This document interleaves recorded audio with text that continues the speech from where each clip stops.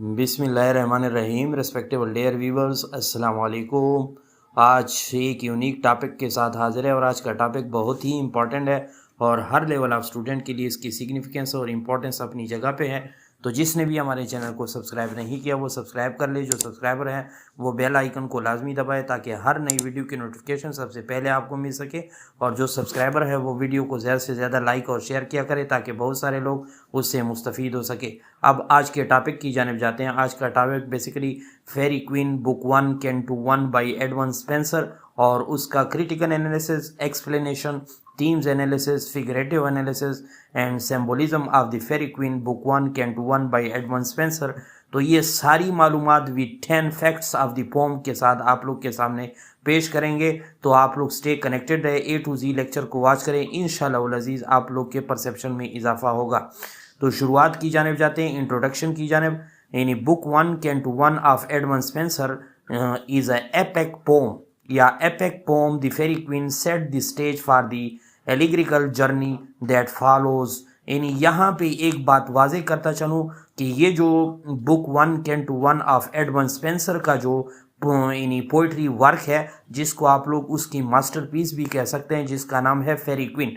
ये फेरी क्वीन जो है ये जहन में रखे कि ये एक एपिक पोम है। एपिक पोम किस चीज़ को कहते हैं? जो लॉन्ग नरेटिंग पोम होता है और जिसके अंदर यानी हीरोइज्म होती है, हीरोइक डीड्स होते हैं और जिसके अंदर जो है यानी काफ़ी हीरोइक्स डीड्स के अलावा ये काफ़ी यानी क्लासिकल अंदाज में होता है। और एलिग्रिकल से मुराद या एलिग्री से मुराद यानी ये पोम जो है एक एलिग्री है। Allegory means the description of one thing in the image of another. यानी तस्वर में एक चीज़ ला के उसके जो है यानी एक ऐसी चीज़ आगे बयान करना कि उस तस्वर और उसके दरमियान एक मुमासिलत पैदा करें, एक सिमिलैरिटी जो है गेन करें। तो यहाँ पे अगर आप फेरी क्वीन को देख रहे हैं तो फेरी क्वीन यानी वो क्या है? एलिज़ाबेथ 1 को जो है यानी रिप्रेजेंट कर रही है।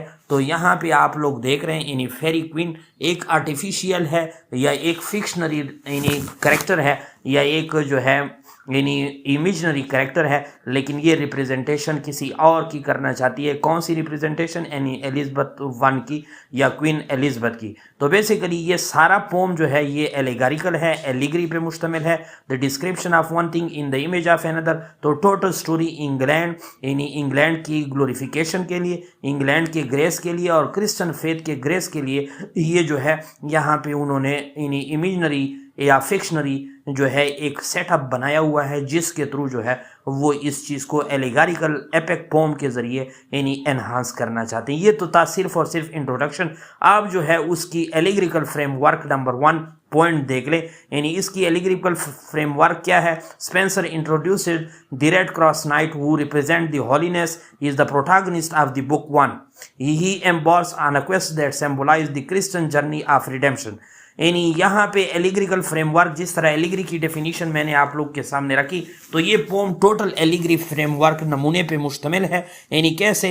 यानी उसके जो मेन कैरेक्टर है इसी पोम का, जिसको रेड क्रॉस नाइट कहते हैं। ये रेड क्रॉस नाइट जो है ये एक फिक्शनरी कैरेक्टर है, एक इमेजनरी कैरेक्टर है, लेकिन यहाँ पे वो रिप्रेजेंटेशन ऑफ होलीनेस करता है और होलीनेस से मुराद true and positive face of Christianity को करता है। और यहाँ पे protagonist and hero of the book 1 and canto 1 है। और यहाँ पे ये किस चीज़ को यानी कैन टू 1 में या बुक 1 में किस चीज़ को शो करता है? On a quest that symbolizes the Christian journey of redemption.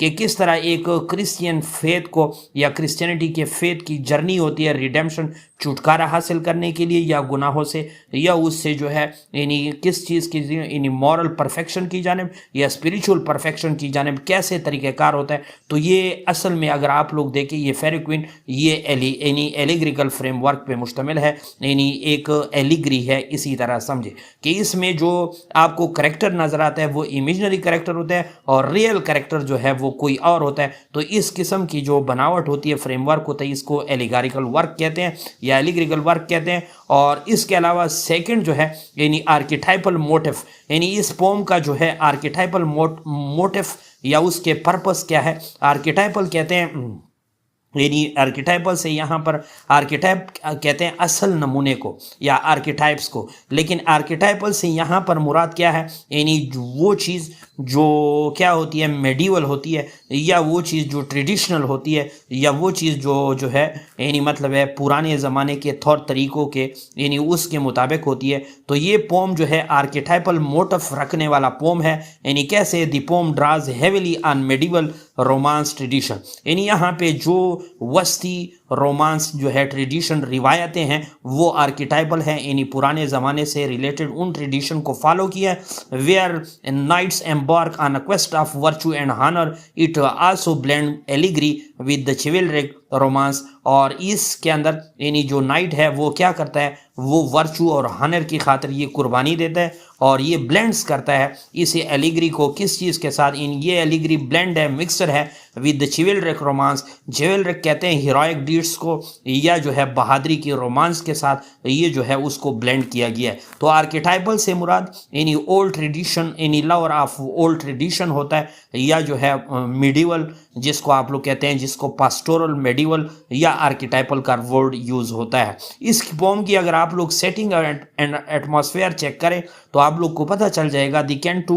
1 begins in a dark forest, एक डार्क फॉरेस्ट में अ क्लासिकल मोटिव। तो ये क्लासिक मोटिव को जो है वो क्या करता है, जाहिर करता है। Symbolising the challenges and danger that lie ahead in the spiritual journey, कि किसी भी एक क्रिश्चियन फेथ फॉलोअर के लिए वो कहता है कि क्या होता है कि वो इस तरह जब भी सही रास्ते पे चलता है, स्पिरिचुअल जर्नी पे चलता है, तो उसके रास्ते में इस किस्म के डेंजर और चैलेंजेस आते हैं जिससे ये चीज़ जो है सिंबलाइज होती है। और this forest is not just a physical, और ये फॉरेस्ट कोई रियल या फिजिकल नहीं है बट आल्सो अ मेटाफोरिकल, यानी एक सजेस्टेड है, इंटेंडेड है, या इमेजिनरी है, या फिक्शनरी लैंड है, representing the tangled paths of the life and morality, कि किस तरह जो है कोई अगर मोरालिटी, अखलाकियत या स्पिरिचुअल परफेक्शन या इथिकल परफेक्शन चाहता है तो वो लाइफ में कैसे उसके जो है रुकावटें और ये चीज़ें आती है।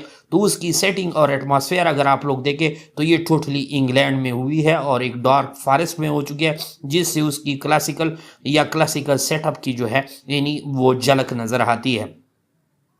इसके अंदर पोम को अगर आप मज़ीद स्टडी करें, इसके अंदर प्ले या ट्रेजिडी की तरह करेक्टर्स भी है, और ये करेक्टर जो है दरअसल सिंबल है या सिंबलिज्म भी इस्तेमाल हो चुके हैं, क्योंकि क्लासिसिज्म की ये ट्रेट है कि उसके अंदर यानी सिंबलिज्म का भी काफ़ी रोल होता है। सिंबल जो होते हैं जो हिडन मीनिंग को जो है वो शो करे। फॉर एग्जाम्पल फ्लावर को देखे जो ऊपर से हम लॉ की जेस्चर के लिए इस्तेमाल करते हैं, यानी फ्लावर जो यानी ऊपर से हम क्या होता है यानी किसी को जब रेड फ्लावर यानी प्रोपोज करते हैं या देते हैं तो रेड फ्लावर से मुराद हमारा यानी ऊपर से सुपरफिशियली हमारा मतलब तो फ्लावर प्रेजेंटिंग होता है, लेकिन अंदर से या हिडन मीनिंग हमारा ये होता है कि ये एक्सप्रेशन ऑफ लव होता है। तो इसी तरह ये सिंबल्स या सिंबलिज्म ये भी लिटरेरी टर्म के तौर पे इस्तेमाल होते हैं और इंग्लिश लिटरेचर में, और उसका भी क्लासिकल अंदाज में या क्लासिकल स्पिरिट में काफ़ी रोल होता है।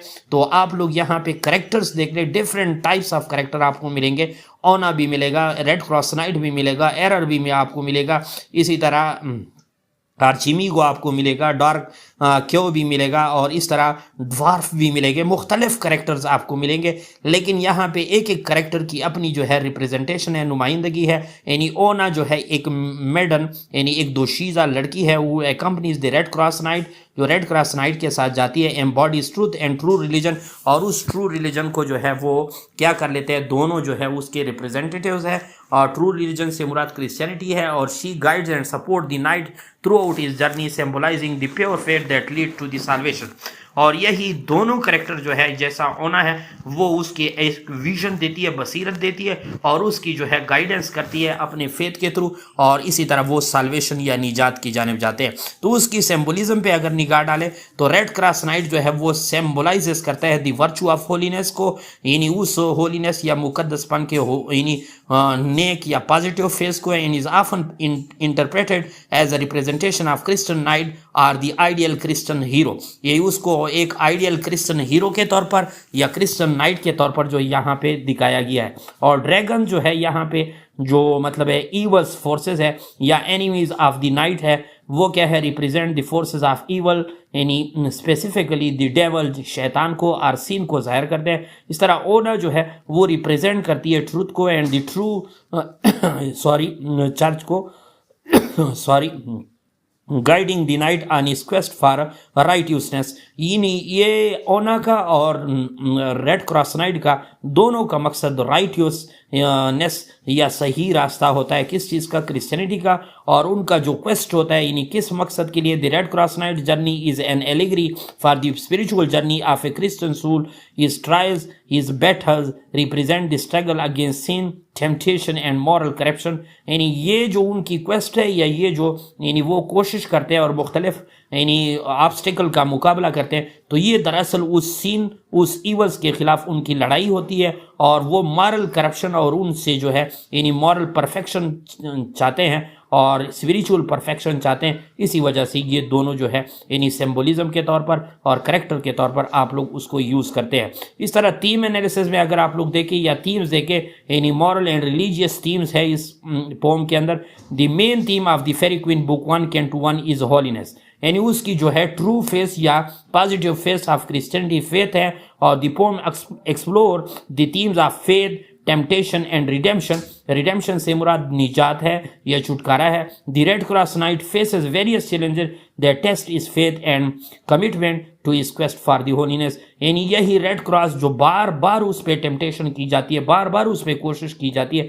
लेकिन तब जाके वो फिर भी खड़ा रहता है यानी ट्रू फेस पे या ट्रू पाथ पे। तो यही चीज़ जाहिर करता है कि वो होलीनेस के लिए कितने कमिटेड है और कितने जो है उन्होंने आग की राली है। इस तरह स्टाइलिस्टिक एलिमेंट्स या स्ट्रक्चर एनालिसिस अगर आप इस पोम की देख ले तो उसकी फॉर्म, उसकी सूरत एंड मीटर को अगर आप लोग देखें, ये पोम जो है इन स्पेंसिरिया स्टेंजा फॉर्म में लिखा गया है। स्पेंसिरिया बहुत ही, इस पे लेक्चर ऑलरेडी अपलोडेड है, आप लोग देख भी सकते हैं। स्पेंसिरिया स्टेंजा फॉर्म ये होते हैं विच कंसिस्ट ऑफ 9 लाइन्स, जो कि उसके इब्तदाई 8 लाइन्स जो होते हैं यानी टोटली वो 9 लाइन्स पे मुश्तमिल होती है स्पेंसिरियन स्टेंजा। और उसमें जो 8 लाइन्स होते हैं वो आइएम्बिक पेंटामीटर में होते हैं और जो फाइनल लाइन 9th वाला लाइन होता है वो आइएम्बिक हेक्सामीटर पे मुश्तमिल होता है और जिसको आप लोग अलेक्जेंड्राइन कहते हैं। ये अलेक्जेंड्राइन जो है उस हेक्सामीटर की वजह से उसे कहा जाता है और ये कमीशन के एग्जाम में अमूमन पूछा जाता है।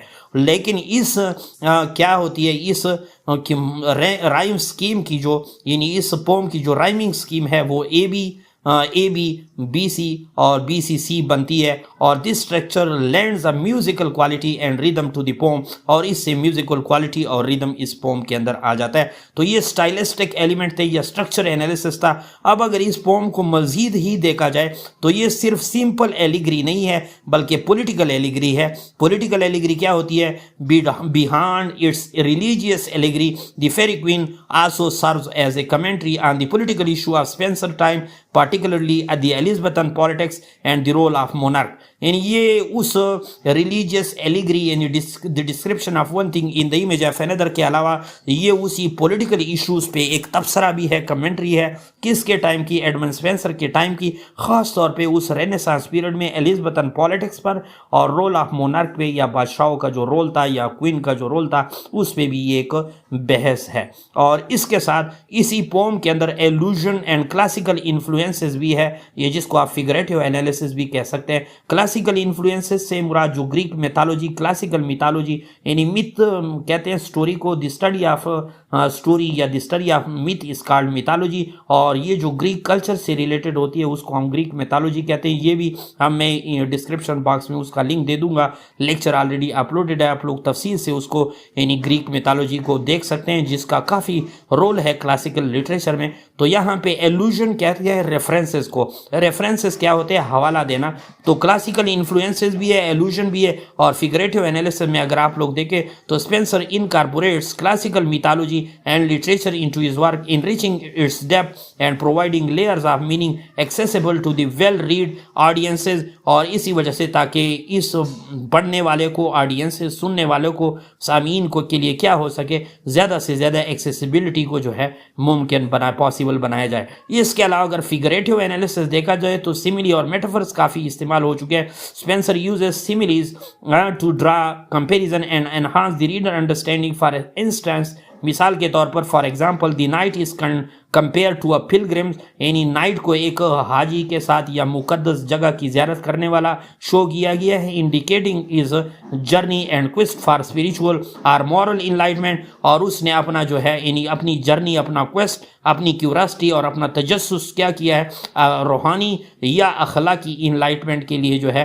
यानी क्या किया है, इंडिकेट किया है, यहाँ पे शो कर रहा है।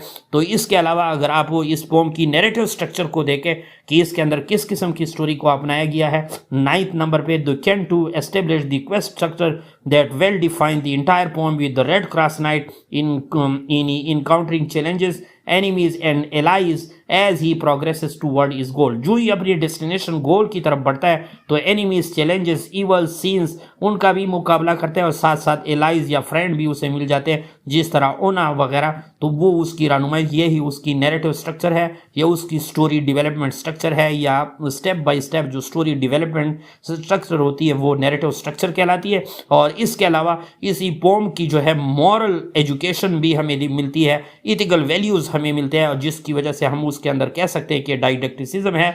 यानी like many works of its time the Faerie Queene aims to instruct its reader in a moral virtue and the Christian life, making it both a work of literature and a moral guide। यानी उसके अंदर एक moral guide रहनुमाई भी है और उसके अंदर लिटरेरी अंदाज भी है। तो हम मॉरल एजुकेशन भी इससे हासिल करते हैं, डाइडेक्टिसिज्म भी है। और उसकी कंक्लूजन यानी एक चंद अल्फाज में बयान करता हूँ। In summary book 1 canto 1 of the Faerie Queene serve as a rich introduction to the epic poem, laying out allegorical यानी एलिगोरिकल या एलिगोरिकल और moral and literary foundation while setting the stage for the adventure and the challenges that await the red cross Knight and Una. यानी basically अगर आप लोग Faerie Queene के canto 1 book 1 को study करें तो एक प्लेटफॉर्म मुहैया करता है, एक स्टेज मुहैया करता है, किसके लिए, उन बाकी यानी किसके लिए जो 5 किताबें रह जाती है, किसकी, एडमंड स्पेंसर की। तो उस 5 किताबों के लिए एक स्टेज है, एक प्लेटफॉर्म है, और जिसके ऊपर जो है ये सारी स्टोरी मुरतब की गई है। नीचे जो है professor Saeed Ishfaq Ahmad Shah hybrid English learning app पर आप लोग हमारे चैनल को सब्सक्राइब भी कर सकते हैं और हमारे फेसबुक पेज को लाइक एंड फॉलो भी कर सकते हैं।